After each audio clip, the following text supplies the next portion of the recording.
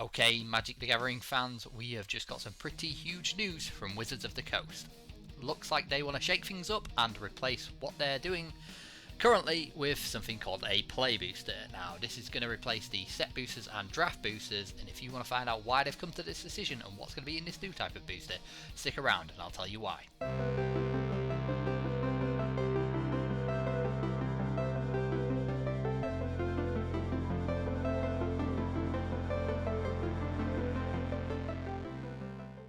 Okay, so Wizards of the Coast decided to drop this article on their website on Monday night, explaining to us that set boosters and draft boosters are about to become a thing of the past. Now, in this article, they've identified some problems that are happening with the current situation. They thought they need to make a change. So, as of February 2024, with the release of Murders in Markov Manor, we're not going to be seeing draft boosters and set boosters any longer. We will just have play boosters and collector boosters. Yeah, they're not going away because they are Wizards of the Coast's cash cow. So let's take a look at this article. In the article, they sort of identify these 6 problems, and essentially you could summarise all of these 6 problems by saying people don't play limited that much, and the contents of a set booster are just that much more desirable. So demand for set boosters high, demand for draft boosters low, which has meant nobody really wants draft boosters, and it's causing issues with like your shops deciding on how much they want to buy, your suppliers how much they need to order to give to the shops, and I imagine Wizards of the Coast are really struggling with how much of each to produce. They're probably sat on a bunch of draft boosters from all the sets that have come out since 2018 when they released set boosters, that they're probably just sat on a bunch of that product that they've just not been able to shift. So they couldn't just say, okay, no more draft boosters, we're just going to play sealed with set boosters. Couldn't just do that because there's some issues that they've identified to show in this news article. So in a set booster you don't get enough cards. Essentially, each set booster's only got 12 playable cards. You compare that to a draft booster currently, they've got 15. So you just wouldn't have enough to make enough decks. I think you'd probably end up having to do a 4th set booster, which would mean they cost more money and price some people out. The colours aren't balanced in a set booster. So when they first did set boosters, and I'm pretty sure it still happens now, they wanted to do this sort of to make them thematic, because they didn't have the whole thing that they had to be used for draft. They wanted to make each set booster feel like it was for a theme. So the commons and uncommons in that set booster, they'd all be sort of like all the creatures would share a type, or all the art would be depicting certain events that happened in the story, which was cool and is cool, but it means that if you were to draft with set boosters, you would have a really unbalanced colour pool. What that would mean, it would lead to really unbalanced games. So they couldn't just do that.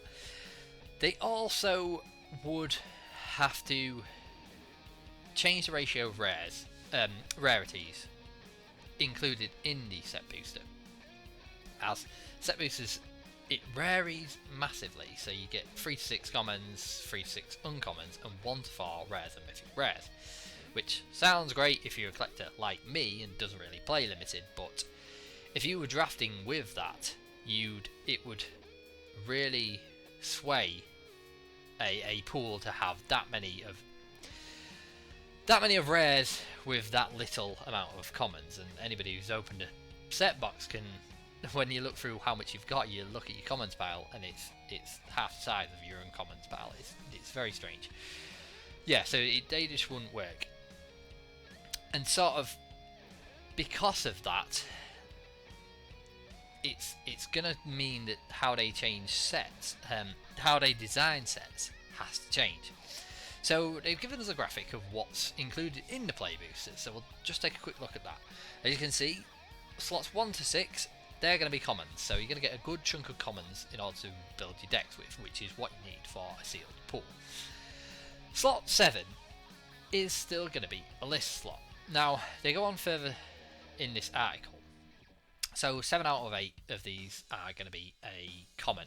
Now, the 8th of the time, that's going to be a list card. Now, I know what you're thinking, that could be one of these crazy cards that we see in a list pool. Well, the list pool, it sounds like, is going to change from being this 300 card massive pool to being this 30, 40 reprints.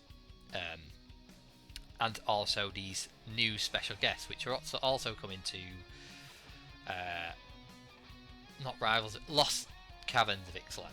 So they're also coming to there. So the special guests are like reprints with new art from, I think, more recent sets. Don't quote me on that. I don't know if that's right. But yeah, so the list card pool is only going to be 40 cards. But in that 40 cards, there could be rares. So you could get a rare there, and I imagine they'll factor the fact that they're going to be played in sealed in, so they're not putting too many game-breaking pieces in there, so that if someone pulls them, they're just not going to wipe the floor with their opponent.